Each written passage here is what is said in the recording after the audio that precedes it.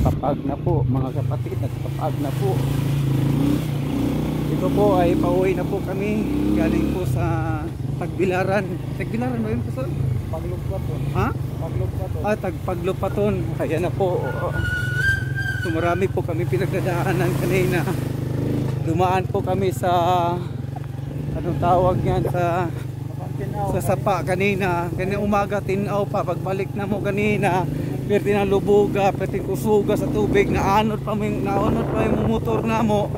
So patay kami, perti yun na mo basa kay anong tawag na sumugod din kami sa anong tawag niya sa baha na yon. So praise God, dahil bisag namatay among motor, binuhay uli ng Panginoong Diyos, kasi gusto ng Panginoong Diyos ay makauwi kami sa aming paroroonan. Sa Diyos lahat ng papuri. Ngayon medyo maambon-ambon na po at saka nagpapagi na po. Ayan, nakita nyo yung pagi na yan. So yan po yung dahilan na talagang malamig na. Kaya salamat po sa jacket ni Pastor Roland, dahil lagi pong tulong to sa akin na pinasuotan to sa akin. Sobrang lamig. Kaya konting ingat na nito, magkakamali ka talagang ilang feet yan ang lalim yan. Pag mahulog ka talaga hindi na ka makabalik.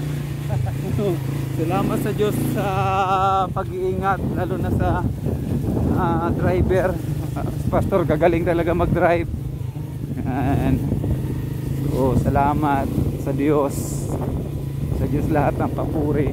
And praise God.